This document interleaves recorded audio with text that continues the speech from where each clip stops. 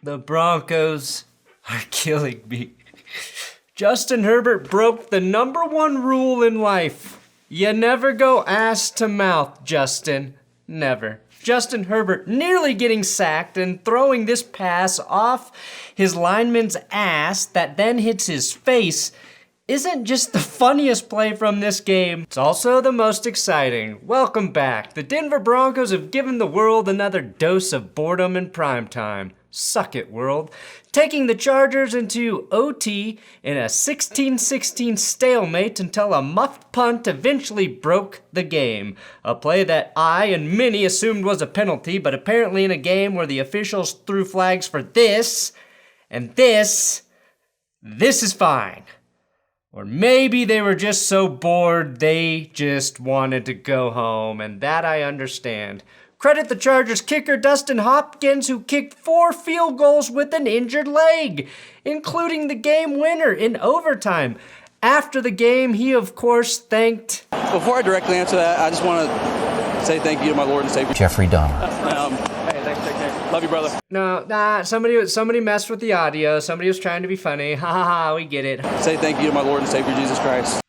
Right, because he died on the crossbar for your kicks. That's right, I'm going to hell, but let's take a look at this game.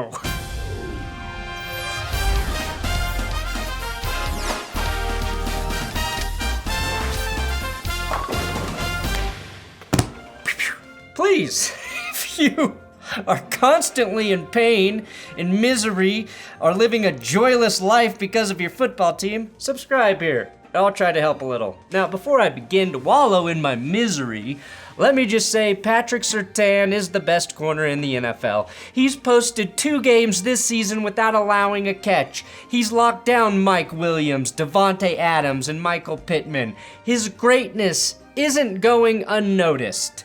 It's just being overshadowed. And Chargers, I sympathize with the loss of Rashawn Slater on your line. The Denver Broncos missing Garrett Bowles is rough. The good news for you is you will get Keenan Allen back and Joey Bosa back at some point. Your mission is to survive until you get healthy. That said, right now you're just as bad as the Broncos. You know what I don't want to see at an NFL game? Someone eating sushi. That's the most asinine, offensive, pretentious act I have witnessed in a football stadium, and my elementary schoolmate got stabbed 4 times at Mile High a few years ago. I get why the richest man in the NFL would be drinking wine out of a glass at a football game as he views the team he owns, but sushi with chopsticks? What's next? Cheetos covered in caviar? The only place I want to catch whiffs of raw fish at an NFL game is at the men's urinal, okay? And yeah, I would like to use chopsticks there, actually.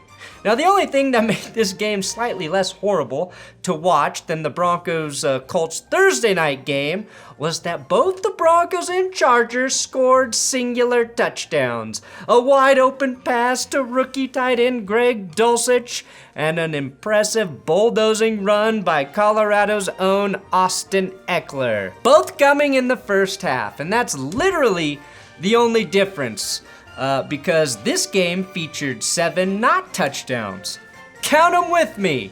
1 not touchdown. 2 not touchdown. 3 not touchdown. And 4 not a touchdown. 5 definitely not a touchdown.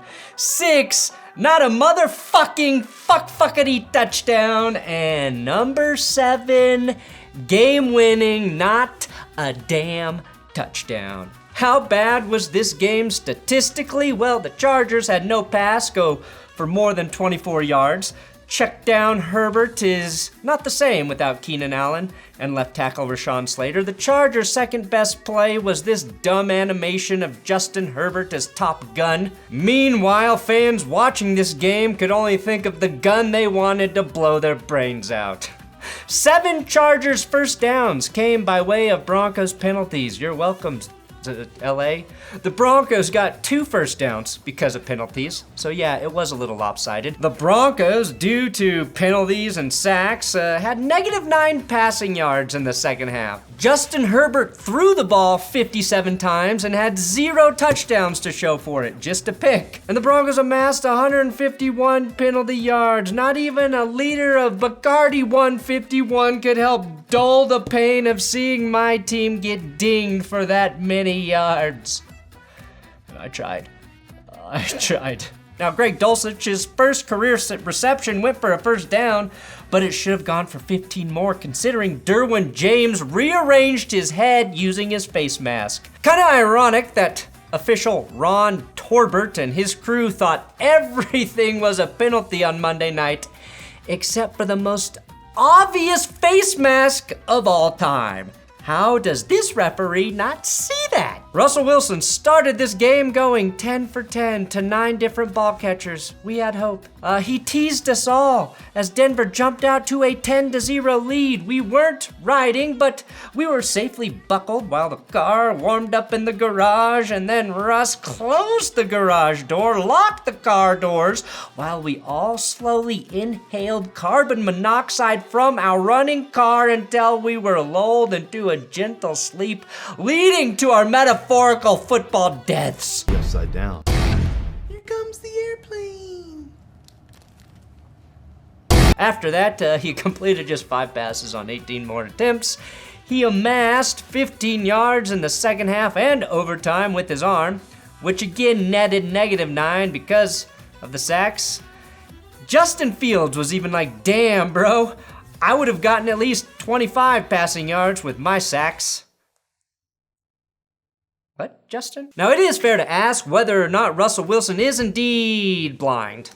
A quarterback who has played in the NFL for 10 years cannot not see a player this wide open. Anyone this open should always be seen by their QB. That would be like the top plastic surgeon in Los Angeles suddenly putting dicks on everyone's faces who went in for a nose job.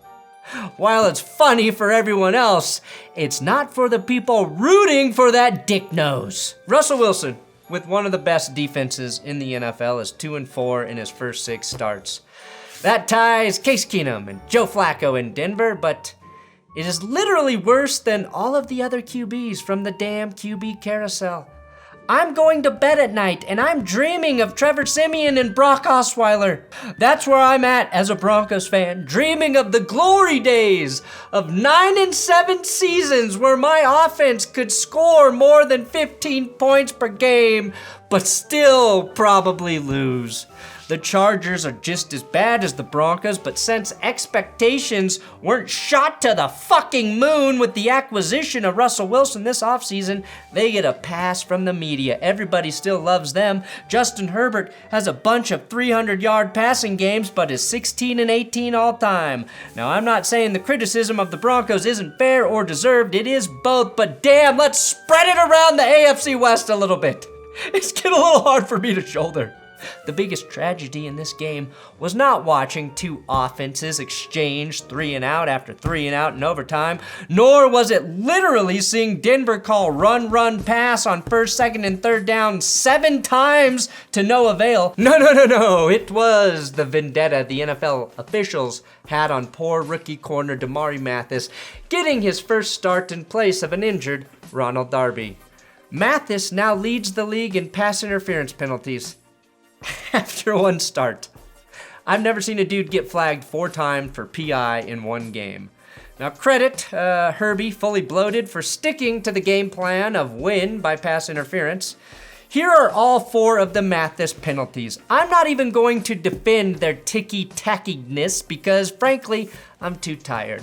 It's fucking pathetic, though, that this is what the NFL wants, that this is what the competition committee thinks the game should look like. Even the Charmin Bear is like, this shit is too soft.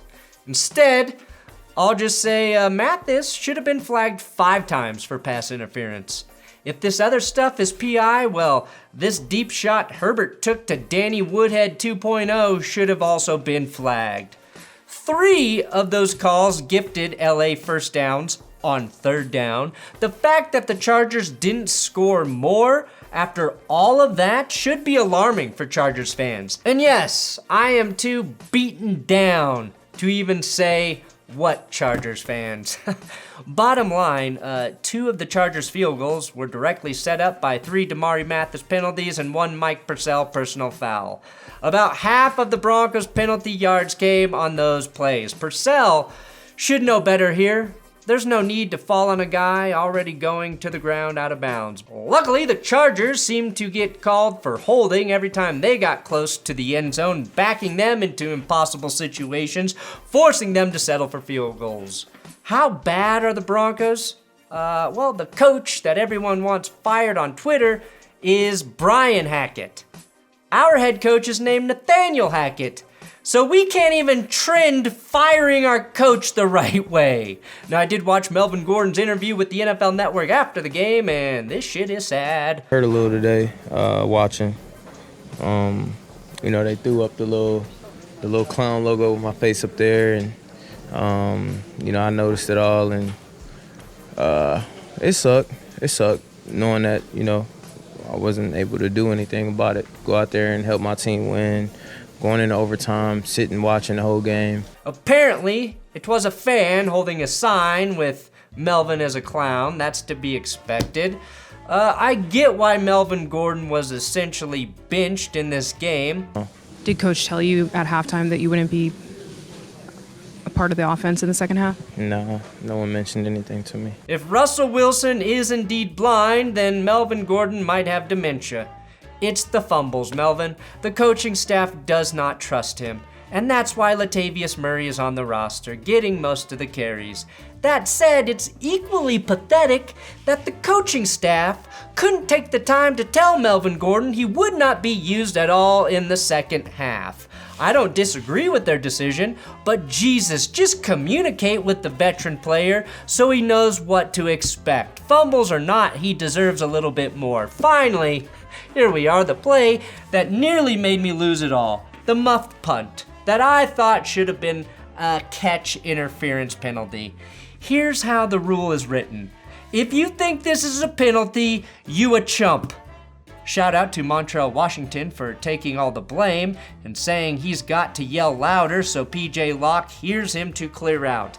That's a good teammate. I respect that. In terms of the catch interference rule, we're left to determine what the word passive means. Supporters of the non-call will say that Locke engaged with the block, therefore he's not passive, and it's a heads-up play by the Charger for pushing him into the fair catch returner. Furthermore, they will say he should have cleared out and not engaged in the block. It's Special Teams 101. And then they will call you an idiot for not understanding ball. Fine. If that's the rule, I get it. What I will say is that it is anti-American. This is a bigger threat to our democracy than voter fraud. This is the most un-American thing I've seen, and I once got emergency medical care in Canada. I was so disgusted that they didn't charge me for their services that I mailed them a check for $4,000 once I got back to a country where everyone pays their fair share. If you call this a fair catch and this asshole has been in your face all night and he then pushes someone into that fair catcher, he should be penalized. If you disagree, go live in China for a month and see how you feel about freedom then, you entitled poser. Poser. USA. Jeffrey Dahmer. USA. Airplane. God bless this country. Red, white, and blue is what I bleed. When in doubt, praise our great country and shout USA! Because football is dead. Thanks for watching That's Good Sports. Please subscribe here on YouTube. I got a Bills-Chiefs episode coming out soon. Power rankings. They're going to be late. They're going to be up Wednesday. Because I had to do this. And they're going to be wild.